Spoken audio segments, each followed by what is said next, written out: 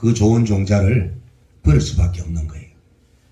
그래서 부처님께서는 우리 불자들에게 네 가지 끊임없는 노력을 말씀하셨는데 이걸 사정근이라고 합니다. 이제 어떤 것을 이제 부처님께서 강조하셨냐면은 우리 마음속에 자라나 있는 선한 종자는 더욱더 자라나게 만들고, 만약에 내 마음속에 선한 종자가 나타나 있지 않으면 빨리 나타나도록 만들고, 악한 종자가 많이 나타나 있다면 악한 종자가 자라나지 못하도록 만들고, 악한 종자가 마음에 나타나지 않았다면 아예 나타나지 못하도록 만들어라. 결론적으로 우리 마음속에 들어있는 착한 마음은 무럭무럭 자라나도록 걸음을 주고 물을 줘서 갖고 나가고, 나쁜 마음을 내고 있는 그런 종자가 있으면 절대 자라지 못하도록 철저하게 풀을 뽑듯이 제거하라는 노력을 부처님께서 강조하셨습니다. 이것은 바로 우리가 끝없는 유래의 삶을 통해서 우리가 겪을 수밖에 없는 그런 인과 법칙에 부처님께서는 엄연한 행복한 삶을 위해서 이러한 노력을 하라고 말씀하신 겁니다. 불교를 한마디로 표현하면 불교는 어떤 것이냐면요, 괴로움을 소멸하는 종교입니다. 우리가 극락에 가서 왕생하자, 천상에 태어나자, 이러한 형이상학적인 추상적인 이러한 미래를 꿈꾸는 불교를 가리키고 사는 거 아니에요. 불교는 과거의 생도 아니고 미래의 생도 아니고 현재 내 삶 속에서 고통스럽고 괴로운 이 삶을 제거하는 데 목적이 있습니다. 그래서 부처님은 괴로움을 제거하는 최고의 명인이에요. 장인이라는 겁니다.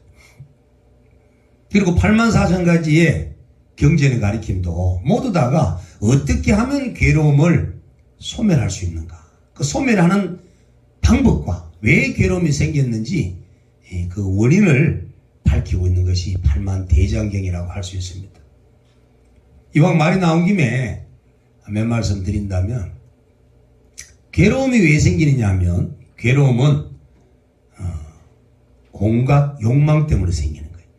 그걸 이제 갈애라고 하는데, 그 욕망 때문에 그것이 애욕이 됐든 육욕이 됐든 물질욕이 됐든 명예욕이 됐든 권력욕이 됐든 모든 종류의 욕망이 마음속에 있는 한 괴로움이 일어날 수밖에 없다.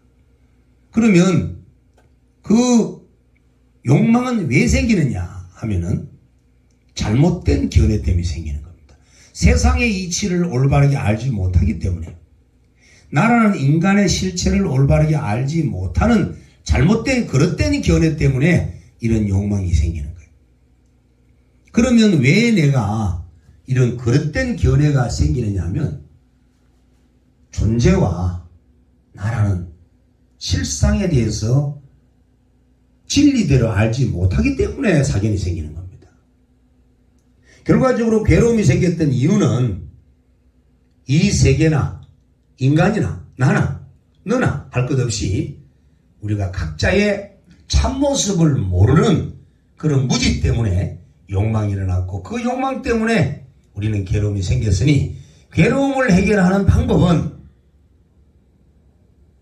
무지를 벗어나는 길이에요. 그 무지를 벗어나는 길이 나에 대한 실상을 바로 알고, 또 여러분에 대한 실상을 바로 알고, 이 세계 우주 할 것 없이 일체 존재에 대한 참모습에 대해서 바로 알아야만 우리는 무지를 벗어날 수 있고, 무지를 벗어날 수 있기 때문에 그래서 욕망을 일으키지 않아서 괴로움을 만드는 일이 안 생기는 겁니다. 그래서 오늘 여러분들께서 수행을 하거나 또 신행생활을 하거나 또 절에 가서 기도를 하거나 모든 불교의 신앙생활의 일체 행위는 결론적으로 무지를 벗어나기 위함이다. 이걸 이제 불교에서 전문적인 용어로 무명을 타파하기 위해서 하는 것이다, 이렇게 얘기합니다. 밝음이 없다는 것은, 무명이라는 말은 없을 문자 밝을 명자인데, 밝음이 없다는 것은 지혜가 없다는 거예요. 지혜가 없다 보니까 이 세상이 우리 눈에 보이는 대로 내 귀에 들리는 대로 내가 인식하고 감각하고 받아들이는 그대로 세상을 믿어버리는 거예요. 그러다 보니까 세상을 거꾸로 잘못되게 그릇되게 믿게 되는 거예요. 여러분들 아침에 이제 해가 뜨면 이 제주도에서 일출을 보겠죠. 그러면 해가 동쪽에서 떠서 서쪽으로 지는 것처럼 보이니까 태양이 이 지구 위로 허공 위로 지나가는 것처럼 보여요. 근데 지금은 이제 천체 물리학이나 과학이 발달되다 보니까 지구 스스로가 자전한다는 걸 아니까 지구가 돌아서 태양이 머리 위로 지나가는 것처럼 보이는지 이해가 됐잖아요. 근데 옛날에 몰랐어요, 그거를. 그 다음 지금 여기에 제가 마이크를 들고 있는데 이 마이크를 아무리 들여다봐도 귀로 들리는 소리가 나고 눈으로 보니까 분명히 이렇게 실체를 스님이 들고 있으니 저건 없다 할 수 없는 거예요. 그러니까 있다라고 하는 거예요. 그런데 지금 양자물리학에서 이것을 실제로 쪼개보면은 이건 공이 텅 비어서 없습니다. 텅 비어서 없으면서도 엄연히 실제하고 있고 실제하고 있으면서도 텅 비어 있는데 이것을 색이라고 할 수도 없고 공이라고 할 수도 없고 이걸 뭐라고 얘기해야 되느냐고요. 이름 붙일 수가 없는 거예요. 근데 우리 눈에는 이대로 이 현상계가 결합되어서 물질이 마이크로 형성이 되어 있으니 있다라고만 자꾸 생각이 들지 텅 빈 공이라고 안 받아들여지는 거예요. 이런 마음이 들 수밖에 없는 마음을 일러서 무명이라고 하는 겁니다. 그래서 우리가 기도를 하고 신행생활을 하든 참선을 하든 위파사나가 됐든 사마타가 됐든 어떤 수행을 하더라도 이 목적의 궁극적 목적이 무명을 타파하는 이러한 결과를 얻지 못하는 수행이라면 그건 잘못된 수행이에요. 실제로 우리가 공부를 해서 마음이 밝아지면 이제 무명에서 밝은 상태에 명의 상태에 마음자리가 이루어지면 마음의 지혜가 드러나기 시작해서 이 존재에 대한 실상을 바로 알게 됩니다. 그러되면 이 몸뚱아리가 이렇게 배고프면 배고프다 배부르면 배부르다 이렇게 움직이고 아프면 아프다라고 요동치는 이 몸뚱아리가 텅 빈 것을 보게 됩니다. 실제로 이 온 덩어리가 피어있는 걸 알 수가 있어요. 반야식에 보면은 관자재 보살이 깊은 반야바라밀다를 행할 때 온이 공한 것을 비춰보고 몸뚱아리가 이 몸과 마음이 공한 것을 비춰보고 일체 고통을 벗어나되기 때문에 우선 이 몸이 텅 빈 걸 봐야 돼요. 근데 공부를 하면 볼 수 있다는 겁니다. 이게 명상태고 이걸 뭐 안 보이는 상태는 이제 무명상태라고 합니다. 그래서 결국은 이 무명, 무지 이러한 어두운 마음을 갖고 있는 한 우리는 끝없는 욕망을 일으킬 수밖에 없기 때문에 괴로움을 벗어나지 못하는 겁니다. 지금 옛날에 그 진시황이 영원한 그 신선을 꿈꾸고 불로장생을 꿈꾸면서 불로초를 구하러 부하들을 보냈죠. 얼마나 어리석으면 죽지 않고 오래 살려고 불로장생초를 구하러 사람을 보냈겠습니까? 여러분 뭐 바다를 항상 가까이 두고 계시는 이 제주도의 여러분들이기 때문에 더욱더 실감하실 일이지만 자 바다에 있는 물이 수증기가 되어서 하늘로 올라가면 구름이 되고 그 구름이 된 것은 잠시 머물다가 또 비로 또 내리고 내린 비는 육지에 흘러서 또 바다로 스며들고 또 바다로 스며든 물은 또 증발해서 공기로 하늘로 올라가고 이것이 순환인데 자 땅에 떨어져 있는 물을 오랫동안 이 땅에 머물게 해주세요라고 빌고 있고 하늘에 올라가고 있는 수증기 보고 수증기 상태로 오랫동안 있게 해주세요도 빌고 있고 올라가 있는 구름 덩어리 보고 저 구름이 변하지 않고 그대로 오랫동안 있게 해주세요도 비는 거 있고 또 내리는 비 보고 항상 비가 되게 해주세요 빌고 있다면 얼마나 어리석은 일이겠습니까? 이 순환하듯이 사람의 몸으로 왔다가 선한 업을 지어서 다음 생에 좋은 몸을 받아서 천상에 태어나거나 또 성자가 되거나 아니면 이제 깨달음을 얻어서 윤회 굴레에서 완전히 벗어나버리는 그런 해탈의 삶을 얻거나 그 자기 능력이니까 해나가면 될 텐데 마치 수정기를 오랫동안 머물게 해달라 하는 것과 구름이 머물게 해달라는 것처럼 어리석은 사람처럼 이 사람이 오래 살게 해주세요 하고 불로 장생천하고 하고 어디 신이 나에게 빌고 이렇게 한다면 이 얼마나 어리석은 일이겠습니까? 자연의 순환의 법칙은 아주 질서정연하게 한치 오차도 없이 이렇게 변화되면서 있는 것이 명백하다는 사실을 안다면 내 인연이 이 세상에 있는 동안만큼이라도 좀 건강하게 무탈하게 고통 덜 받고 살다가 시원하게 멋지게 또 갈 수 있도록 만들어 달라. 다음 생애만큼 더 좋은 곳에 또 좋은 몸을 갖고 태어날 수 있도록 해달라. 이렇게 염을 해야 되지. 이 생에 오래 살게 해주세요. 이런 일 하면 안 된다는 겁니다. 자, 그러면 이제 여러분들께서 지금까지 말씀드린 이러한 일종의 하나의 견해를 갖는 것을 정견이라 합니다. 바를 정자 올바른 견. 이 견해를 안 가지면 세상을 계속 거꾸로 삽니다. 그래서 앞으로 두고 여러분들은 어떤 것이 올바른 견해고 어떤 것이 잘못된 견해인지를 이제 경전을 통해서 배우시고 해서 뭐 사성제라든지 팔정도 또 연기법이라든지 또 재행무상 재법무화 일체계고 열반적적 이런 삼법인 사법인 이 모든 것들이 다 전부 정견에 해당되는 진리이기 때문에 그런 것은 여러분들이 경전이나 인터넷을 통해서 정견을 계속 배워나가시면 됩니다. 어쨌든 정견을 가지셔야 되고 정견을 갖는 이유는 내 자신이 변하기 위해서 노력하는 믿음을 내기 위해서 정견을 갖는 거예요. 지금 여러분들이 보세요. 나는 지금 고통 속에 있다. 괴로움 속에 있다. 이 괴로움은 내가 잘못된 원인을 갖고 있기 때문에 이 괴로움이 생긴다는 사실을 안다면 여러분은 그 원인을 제거하려고 노력할 거예요.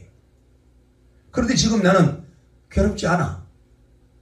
나는 괴로운 원인도 없어. 이렇게 생각한다면 괴로움에서 벗어나려고 하지 않습니다. 그래서 여러분들께서 이렇게 모여서 법문을 듣는 거나 정견을 가지려고 하는 이유는 뭐냐면 올바른 견해를 가져서 지금 이 현실의 삶에서 벗어나려고 하는 벗어나기 위한 그런 동기부여가 되기 때문에 그래서 정견을 가지려고 하는 겁니다. 이해가 되시죠? 이해가 안 되세요? 혹시 제 얘기가 좀 어렵나요? 안 어렵죠? 최선을 다해서 지금 이렇게 쉽게 하려고 애를 쓰고 있습니다. 자, 그러면 이제 본론에 이제 들어가서 수행을 처음 하는 사람들은 어떻게 해야 되는가?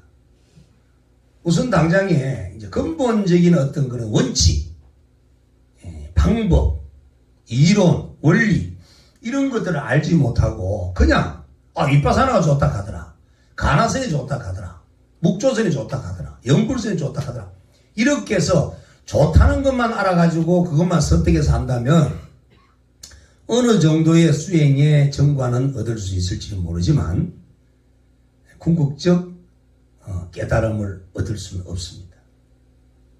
그래서 모든 것은 인과가 분명하듯이 수행에도 인과가 분명하고 수행에도 차제, 그 방법의 앞뒤의 순서에 따른 원리가 분명합니다. 그래서 수행을 처음 하시는 분들은 분명한 그 원리와 차제에 대한 것들을 이해하시고 수행법을 선택하셔야 된다는 겁니다. 자, 먼저 수행을 하기 위해서는 몸과 마음을 이해를 하셔야 됩니다. 몸 수행 따로 있고 마음 수행 따로 있는 것처럼 이해를 해버리면 몸과 마음을 둘로 생각하는 사람이에요. 근데 몸과 마음은 둘이 아니에요. 불입니다. 불이. 안일불자 둘이자. 둘이 아니라는 겁니다. 왜냐하면 보세요.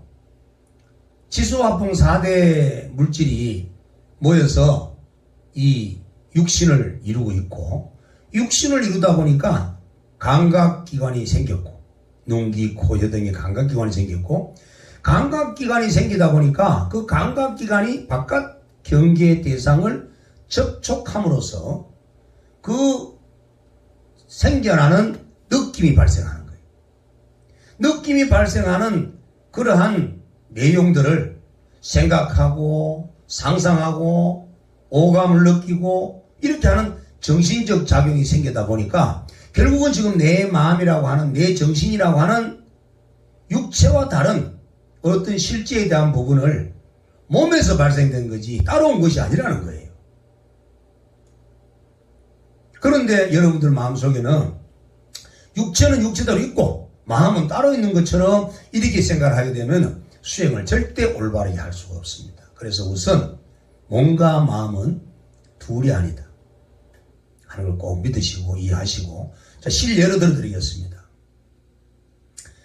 우리 마음 속에 짜증나고 신경질 나고 화가 나는 또 그리고 부정적인 그런 생각들로 가득 차 있으면 우리 몸 안에 내분비계에 호르몬이 이 아드레날린이라고 하는 스트레스 호르몬들이 나옵니다. 이 스트레스 호르몬들이 나오게 되면은 자율신경계에서 보면은 교감신경계, 부교감신경이 있는데 그 교감신경계가 활성화되면서 몸을 극도로 긴장시킵니다. 경직시켜버립니다. 경직시켜버리면은 잘 얹히고 잘 만신이 근육통이 생기는 등에 온몸이 아파오는 등에 여러 가지 육체의 괴로움이 생겨나는 거예요. 육체의 괴로움이 먼저 생겨난 것이 아니고 마음에서 일어나는 그런 분노심이나 부정된 생각으로 인해서 육체의 고통이 생겼다는 겁니다. 반대로 마음이 긍정적이고 즐겁고 행복한 이렇게 마음을 내게 되면 몸에서 세로토닌이라고 하는 이런 좋은 기분을 즐겁게 하는 이런 엔돌핀 등의 호르몬들이 분비되기 때문에 몸이 이완이 되고 자율신경계의 교감신경이 아닌 부교감신경이 활성화되면서 아주 몸이 편안해집니다. 결국은 몸의 긴장과 이완은 마음을 부정한 생활을 갖느냐 행복한 생활을 갖느냐 그 마음 먹게 달려있다는 거예요. 또 그 다음에 몸이 긴장하거나 경직되거나 몸이 지치면 마음도 짜증이 나고 스트레스가 생기고 마음이 불편해집니다. 근데 몸이 건강하면 마음도 행복해지는 거예요. 결국은 몸의 생리적 현상은 마음의 심리적 현상이 나타난다는 거예요. 결국은 육체의 생리적 현상과 마음의 심리 현상은 니꼬르라는 겁니다. 절대 둘을 따로 떼어서 생각하면 수행은 잘못하는 거예요. 그래서 반드시 내 마음 공부를 하기 위해서 명상법을 선택해서 하는데 명상이 잘 안 된다라고 한다면 몸의 조화를 이루어내고 있지 못하다. 그래서 몸의 조화를 만들어야만이 마음의 깊은 선정의 단계에 도달할 수가 있습니다. 그래서 반드시 이 몸을 함께 닦는 이러한 수행을 해야 되기 때문에 몸과 마음이 둘이 아니라고 하는 그러한 개념을 확실하게 가지시고 여러분들 수행하실 때 이제 몸과 마음을 함께 닦는 수행을 하셔야 된다는 겁니다. 자, 불교의 이제 궁극적인 목적은 깨달음이고 마음의 괴로움으로부터 벗어나는 것이기 때문에 결국 마음 공부를 위해서 하는 거예요. 자, 그러면 지금 말씀드린 것처럼 몸의 부조화가 되어서는 마음 공부가 옳게 이루어지지 않는다고 했기 때문에 그러면 마음 닦는 공부를 하기 위해서 먼저 몸을 조절하는 공부를 해야 합니다. 그래서 몸을 조절하는 공부가 첫 번째 올바른 자세를 취해야 됩니다. 올바른 자세라는 것은 인체 구조가 꼬리뼈에서부터 천추골, 응치뼈, 그 다음 거기에 요추가 얹어져 있고 그 위에 척추가 얹어져 있고 그 위에 경추가 얹어져서 두개골이 다 얹어진 상태예요. 그러면 그 꼬리뼈에서부터 응치뼈, 요추, 그 다음에 흉추, 경추, 두개골까지 청청마다의 뼈가 5마디 있고 또 20몇 마디가 있고 이렇게 얹어져 있는데 그 뼈마다에 여러분 잘 아는 디스크가 들어있는 거예요. 근데 층층이 잘 얹어져가 있으면 누질림이 형상이 균형이 돼가지고 누질림이 완화가 되어서 고통이 덜 할 텐데 조금만 삐뚤름하게 이렇게 자세를 잘못 잡아 놓으면은 처음에는 괜찮은데 시간이 지날수록 무게 하중이 받는 게 오른쪽, 왼쪽, 좌측, 우측이 다르게 나타난다는 거예요. 그러면 응치뼈에서부터 요추, 흉추, 경추 모든 뼈 디스크마다 모든 신경들이 다 연결되어 있기 때문에 균형이 맞지 않는 그런 뼈의 자세로 인해서 신경이 억눌리거나 신경이 억압되는 상태가 발생이 되게 되면 몸 안에서 부조화가 생기다 보니 생리적 현상이 일어나다 보니 마음의 심리 현상이 짜증이 나고 신경이 나고 몸이 말을 안 듣고 공부해도 재미도 없고 때려치워버리고 싶고 이런 게 생기는 거예요. 그래서 제일 우선 해야 할 거는 우리가 방석을 만약에 한 10개를 쌓아놓는다면 그 10개의 방석도 균형을 잘 맞춰서 분배를 잘해서 쌓아놔야만 찌그러지지 않는데 몸뚱아리가 하물며 머리 무게가 얼마나 무겁습니까? 또 어깨나 이런 무게가 얼마나 많아요. 그래서 뼈를 딱딱 포개 놓을 때 가장 균형되게 얹어 놓아야 하듯이 자세를 올바르게 해줘야 된다. 여왕 말 나온 김에 이제 하나를 가르쳐 드리면 지금 여러분들이 앉아 계시는 상태에서 이제 이렇게 반가부좌를 하시든 별가부좌를 하시든 아니면 평자를 하시든 그렇게 앉은 상태에서 양쪽에다가 무릎을 이렇게 손을 딱 짚으시고 앞에 상체를 쭉 숙여보세요. 그럼 엉치가 뒤로 빠지죠. 엉치가 뒤로 나왔죠. 자, 그 상태에서 팔만 그대로 세우면서 상체만 그대로 세워보세요. 쭉 세워보세요. 엉치가 뒤에 나온 상태죠. 엉치뼈가 이 상태여야 됩니다. 근데 여러분 어떻게 되냐면은 엉치를 좀 있으면 집어넣어버려요. 집어넣어버리면 이 문제가 심각해지는 겁니다. 이제 측만증이 생기고 디스크가 오기 때문에 절대 수행의 완성도를 이루낼 수가 없습니다. 그래서 엉치뼈가 반드시 뒤로 나와야 된다는 거. 서서 만약에 자세를 잡을 때 우리가 그냥 일반적으로 서서 무거운 걸 들다 보면 요통이 생기죠. 그럼 요통을 없애려고 그러면은 상체를 바로 세워가지고 엉치를 뺀 상태에서 이완을 시키고 물건을 들거나 내리거나 해야 요추에 무리가 가지 않기 때문에 요통이 생기지 않는 겁니다. 그와 마찬가지로 이처럼 자세를 올바르게 해야 된다. 그 다음 두 번째는 이완을 해야 합니다. 이미 우리는 어머니 뱃속에서 10달 동안 오장육부가 형성되는 과정 속에서 어머니가 뜨거운 물을 먹을 때 또 어머니가 차가운 아이스크림을 먹을 때 우리는 화탕지옥, 한빙지옥의 고통을 이미 맛보았습니다. 지금 기억을 못하고 있을 뿐이지. 그렇지만 몸의 세포들은 다 기억하고 있습니다. 또 아버지와 어머니가 다툼 속에서 이렇게 언짢게 하는 그런 불편한 진심, 화내는 그런 말들이 신경, 즉 탯줄을 통해서 신경으로 내 몸에 전달되었기 때문에 내 몸을 이루고 있는 모든 세포에 그 스트레스가 지금도 기억되고 있다는 겁니다. 그리고 어쨌든 10달 동안 오장육부가 만들어지고 난 이후에 어머니 뱃속을 나올 때 탄생의 그 순간에 얼마나 고통이 심했습니까? 그래서 까무러쳐 버렸잖아요. 기절해 버렸잖아요. 여러분들. 그리고 의사가 등판을 두드리는 바람에 안 깨어났습니까? 응애하고. 그러다가 또 어머니 뱃속에서 탯줄을 가지고 있을 때는 산소를 탯줄을 통해서 받았고 영양소, 이런 에너지원들을 전부 탯줄을 통해서 공급받았지만 어머니 뱃속에 나오자마자 의사가 탯줄을 딱 잘라버리니까 산소도 없고 에너지도 없는 상태에서 얼마나 고통이 심했겠어요. 여러분 숨을 갖다 한 1분만 안 쉬도 쩔쩔 메우고 막 죽는다고 할 텐데 어머니 몸 밖으로 나온 그 태아가 탯줄을 잘리고 난 후에 산소 공급이 되지 않았을 때 그 신생아가 얼마나 괴로움 속에 있었겠습니까? 그래서 얼굴이 새파래져 가지고 그럴 때 이제 폐로 평소에 어머니 뱃속에 있을 때는 호흡을 하지 않았기 때문에 폐가 이렇게 고무풍선 쪼그러져 있는 것처럼 쪼그러져 있는 상태. 이런 상태에서 대기의 압력과 폐 속에 있는 압력의 기압 차이로 인해서 대기의 공기가 코를 통해서 폐 속으로 밀려서 이 폐가 차츰차츰 커질 때까지 아기는 고통 속에서 까무러지고 또 까무러지고 까무러지고 또 까무러지고 이 고통이 너무너무 심해서 지금 여러분들 몸은 기억을 다 하고 있습니다. 여러분만 기억을 못 하고 있을 뿐이지.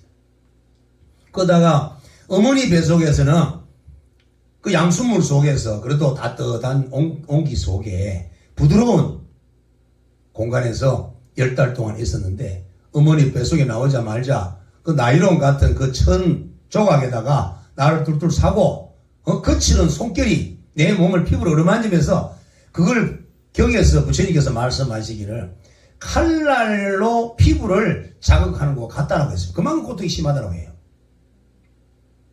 이렇게 우리는 태아 시절에 탄생되는 순간에 고통을 맛보고 그러다가 또 혹시나 또 나를 죽일까 싶어가지고 남의 품에는 가기 싫고 낯선 사람 품에 안기면 그냥 울었잖아요. 오직 어머니 품에 안겨 있었고 이렇게 어린 시절을 살아오다 보니 우리의 몸이라고 하는 것은 타고난 경직, 긴장 속에 놓여있는 상태입니다. 그래서 조금만 누가 나에게 위해를 가거나 이렇게 협박을 해버리면 몸이 바로 굳어버리다 보니까 그냥 위가 쪼그라져서 얹혀버리는 거예요. 채워버리는 거예요. 그래서 이 수행을 해서 마음을 깨달으려고 하면 몸을 이완시키지 않으면 안 된다. 자, 그럼 어떻게 해야 이제 몸을 이완시킬 수가 있느냐?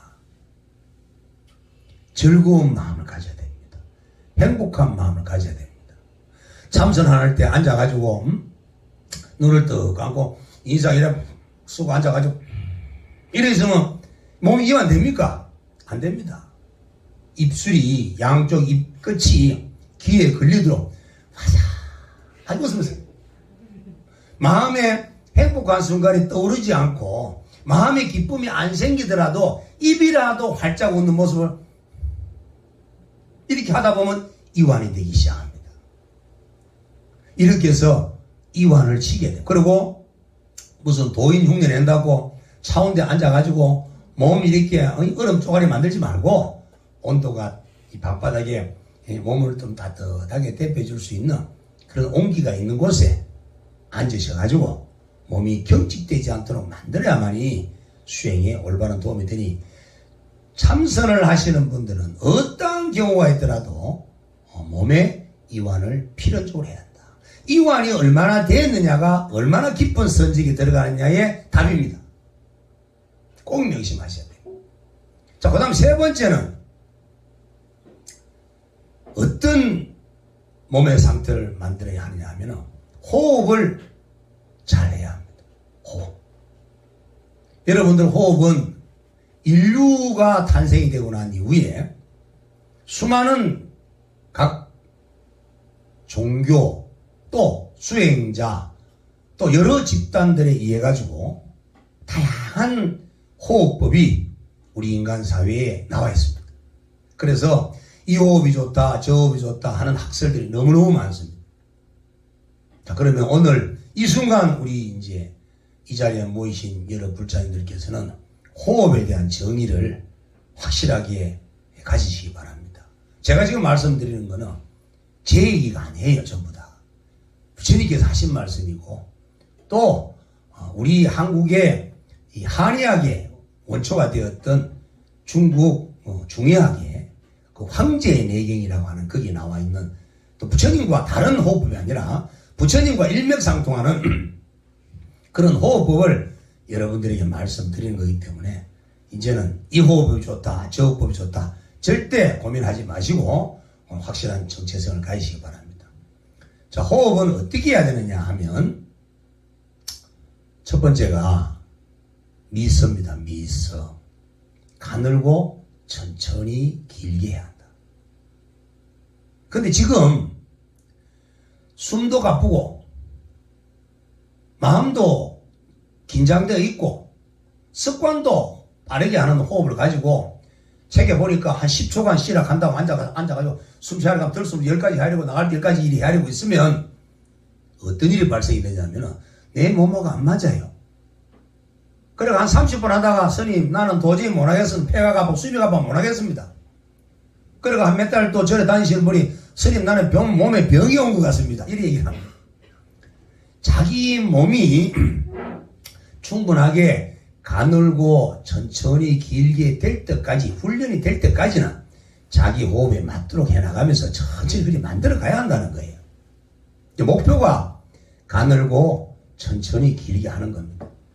그래서 이걸 가지고 황제내경에서는 뭐라고 말씀하시냐면은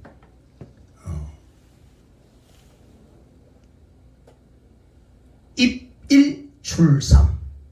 들어오는 호흡은 1, 나가는 숨은 3. 자, 들어오는 숨이 만약 1초 들이쉬었다면 나가는 숨은 3초를 하는 거예요. 내가 들어오는 숨은 5초를 했다면 나가는 숨은 15초를 길게 하라는 겁니다. 들어가는 숨보다 나가는 숨은 이게 옛날 고대에 만들어졌던 이 호흡법인데도 불구하고 현대학에서 얼마나 맞느냐면요. 호흡은 대기의 압력과 내 폐 안의 압력의 차이에 의해서 압이 높은 데서 얕은 데로 공기가 밀려 들어가는 거예요. 이 방 안에 이렇게 온데 문을 닫아놔도 작은 틈 사이만 있으면 바깥의 기압과 여기 기압의 차이에서 바깥 기압이 높으면 그 공기는 무조건 일로 밀려 들어옵니다. 그래서 항상 공기가 있는 거예요. 그와 마찬가지로 우리 폐 속에도 폐가 숨을 내쉬어버리면 압이 얕아지니까 대기압은 높으니까 반드시 콧구멍을 통해서 공기가 들어올 수밖에 없는 거예요. 그런데 공기는 반드시 들어올 수밖에 없는데도 불구하고 우리는 어떻게 하냐면은 호흡을 일부러 받아들이려고 이렇게 공기를 들이쉬는 호흡을 하다 보니 호흡 근육을 쓰는 거예요. 호흡 근육. 이 지금 앞가슴에 있는 근육이나 이 배고등 근육들, 이 가슴 쪽에 갈비를 중심으로 해서 앞가슴을 중심으로 있는 이 모든 근육들은 옛날에는 이렇게 반달 모양의 애기 모습 한번 보세요. 좀 반달 모양의 이래 모양이 생겼는데 지금 보면은 어떤 모양이 되냐면은 그냥 나무 판때기처럼 일자로 되어 있습니다. 그래가 배에 왕자 새기지면 좋다고 보디빌딩을 많이 해서 그 운동을 많이 했는 사람하고 보디빌딩을 하지 않은 사람하고 순간 쇼크를 당하면 죽을 확률이 보디빌딩 한 사람이 죽을 확률은 높습니다. 왜? 근육이 확 잡아당겨 버리기 때문에. 그래서 우리가 이 앞에 있는 근육이 반달 모양의 근육이었는데 이렇게 일자에 이렇게 나무 판때기처럼 이렇게 곧은 상태로 만들어진 것은 호흡을 하는데 근육을 계속 쓰면서 그렇게 질을 들였기 때문에 그런 거예요. 왜 우리가 이 호흡을 하면서 근육을 쓰면 근육을 쓰는데 에너지가 필요하고 그 에너지를 또 하려고 그러면 그것도 그만큼 먹어야 되고 그래서 우리 몸에 필요한 에너지들이 다른 데도 많이 필요한데 공기를 들이쉬고 하는 데서 너무 에너지를 많이 썼고 잘못됐다는 거예요. 그래서 나가는 숨만 출상 이렇게 3배 더 길게 천천히 하고 내쉬면 들이쉬는 숨은 저절로 다 나가고 나면 저절로 하고 들어오는. 여러분이 경전을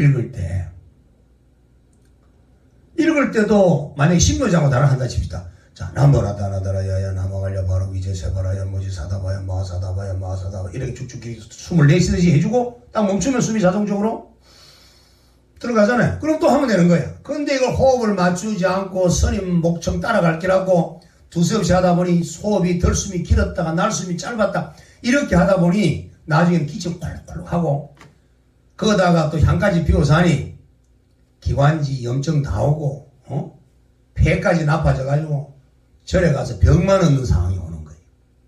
그래서 반드시 주의할 점은 나가는 숨은 길게 하는데 신경을 쓰시되 들어오는 숨은 그렇게 여러분들이 의식적으로 호흡을 조절하지 않으셔도 된다. 꼭 명심하셔야 됩니다. 그리고 폐가 1엽, 2엽, 3엽으로 3개의 공간으로 만들어져 있는데 이 폐가 확장돼서 공기가 들어오면 고무풍선처럼 확장될 수 있는 공간만 확보하면 되는 거예요. 그러면 여러분들 앉아가지고 보세요. 아까 응치뼈가 뒤로 쭉 빠져버리고 가슴을 똑 떨쳐버리면 배가 쪼그러든 상태죠. 이때 숨을 아무리 빨아들여봐야 얼마 들어가진 않겠죠. 이때는 어떻게 해야 되느냐. 가슴을 펴란다고 해서 가슴을 이렇게 딱 이렇게 펴면 처음에 몇 분은 괜찮겠지만 그 다음에 이것도 근육통이 생겨가지고 안 됩니다. 가슴을 펴라가지고 자 가슴을 들어줘라. 들어만 줘라. 지금 들어보세요. 들어보세요. 네, 들어만 보면 들어만 주면 되는 거예요. 들어만 주면 고봉선이 제대로 펼 수 있을 공간이 확보되는 거예요. 그러면 내가 나가는 숨만 천천히 이렇게 충분히 내쉬고 나면 들어가는 숨은 공간이 확보된 만큼 대기 압력에 따라 저절로 공기가 쏙 들어갑니다. 그리고 반드시 그 호흡은 코로 쉬어라. 코로. 들숨을 코로 쉬지 아니하고 만약에 입으로 하게 되면 입이 바짝 말라가지고 호흡하는데 문제가 생겨요. 그리고 세균들이 입 안으로 들어가게 되면 여과장치가 없습니다. 근데 공기가 코로 들어가게 되면 이 코 속을 통해서 이쪽에 들어간 부비동이 지나가 이 공간 안에서 들어온 공기 중에 섞여 들어온 세균을 여과시킬 수 있는 장치가 있지만 입으로 들어온 거는 여과시킬 수가 없습니다. 그렇기 때문에 반드시 들이쉬는 숨은 코를 가지고 숨을 쉬어줘라. 자, 그러면 황제 내경에서는 이처럼 호흡을 들어오는 숨은 1로 하고 나가는 숨은 3으로 하라 할 정도로 3배로 날숨을 길게 하라 했는데 석가모니 부처님께서는 호흡을 어떻게 하라 했느냐 하면은 입단 출장 안반수경이 나와 있습니다. 입단 출장 들어오는 숨은 짧게 나가는 숨은 내나 길게 똑같이 말씀하고 계십니다. 그래서 들어오는 숨은 짧게 해야 한다는 얘기는 뭐냐면 나가는 숨만 길게 하면 되는 겁니다. 자, 이렇게 해서 이제 호흡을 가늘고 천천히 깊게 하고 들어오는 숨보다 나가는 숨을 길게 하는 습관을 들여라. 자, 그러면 지금 여러분들이 이제 초심자가 되어서 처음 수행을 한다면 지금까지 감정대로 또 습관대로 호흡을 하던 패턴을 바꿔야 된다는 겁니다. 그래서 의도적으로 자세를 바르게 하고 숨 쉬는 것을 길게 나가는 숨을 길게 하는 습관을 한 보름이나 한 달 정도 들여서 만들어야 돼요. 그러놓고 난 이후에 나중에 여러분들이 선정에 들어가려고 애를 써야 되지 몸이 아직 습관도 안 됐는데 호흡을 길게 될 거라고 생각하고 앉아서는 안 된다는 거예요. 호흡이 짧게 하고 호흡이 들쑥날쑥해서는 절대 마음이 깊은 선정이 들어갈 수가 없습니다. 자, 부처님께서 초기 불전에 1선정부터 4선정까지 있는데 마지막 4선정에서 부처님께서 4선정이 들었을 때 과거에 숙명통을 넣었고 천안통을 넣었고 그 멸진정이 들었는 그 상태의 호흡은 어떠냐 하면은 무호흡이에요. 무호흡. 호흡이 없어요. 숨을 쉬는지 안 쉬는지 도저히 느낄 수 없을 만큼의 그만큼 가늘고 미세하게 무호흡이라고 할 정도까지 호흡이 드러나지 않을 정도로 가늘게 쉬었다는 거예요. 여러분들도 나중에 처음에 이렇게 습관을 만들어 놓고 나중에 이제 깊은 산매 속에 들어가기 시작하면은 호흡이 차츰차츰 더 가늘고 길어지면서 깊어집니다. 아시겠죠? 자, 호흡을 가늘고 따라하세요. 가늘고 길고 천천히 내쉬는데 주안점을 가지라는 겁니다. 아시겠죠? 그걸 꼭 명심하셔야 됩니다. 자, 그 다음 세 번째, 이 몸을 닦는 호흡을 하기 위해서는 어떻게 해야 되느냐. 먼저 명각을 해야 됩니다. 명각이라는 말은 밝을 명자, 지각할 각자. 밝게 내 몸 상태를 마음 챙김해야 합니다. 지금 내 몸 상태가 내가 자세를 바라고 앉았는지, 내가 몸을 이완시키고 있는지, 내가 호흡을 날숨을 길게 하고 있는지, 이거를 또렷하게 챙김하는 걸 밝을 명자, 지각할 각자, 깨달을 각자, 명각이라고 합니다. 그 다음에 이 명각의 상태를 계속 지속시켜야 됩니다. 지속 계속 이어가야 됩니다. 자, 그 다음 세 번째는 평등한 마음을 해야 됩니다. 평등한 마음이라는 것은 일체 감정에 음력에 끄달려서는 안 됩니다.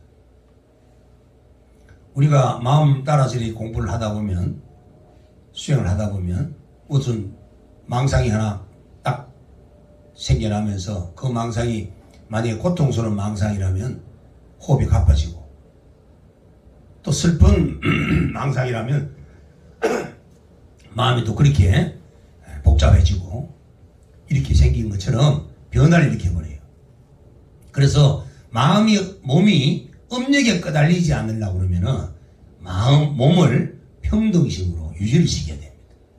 처음에는 명각, 몸의 상태를 알아차리고, 두 번째, 지속. 그 알아차린 상태를 계속 지속시키면서 몸의 평등 상태를 그대로 유지할 수 있도록 그대로 관리를 해줘야 됩니다. 어떤 망상이 올라오더라도 망상에 끄달리지 말고 그렇게 평등한 마음을 유지시켜야만이 여러분들이 가지고 있는 음력의 몸통아리가 놀아나지 않습니다. 자, 여러분 지금까지 이제 본문 들으신다고 애를 쓰셨는데 이대로 계속 가면 여러분 몸이 굳을 것 같아요. 그래서 다리도 좀 펴고 기지개도 좀 이렇게 하시고 차도 한 잔 드시고, 그래서 한 5분을 가볍게 넘어가면서 그리고 또 지나서 또 말씀 또 드리도록 하겠습니다. 좀 더 해도 되죠? 네. 비행기 타고 왔는데 너무 짧게 하고 가면 너무 아깝잖아요. 차들 좀 드시고 하세요.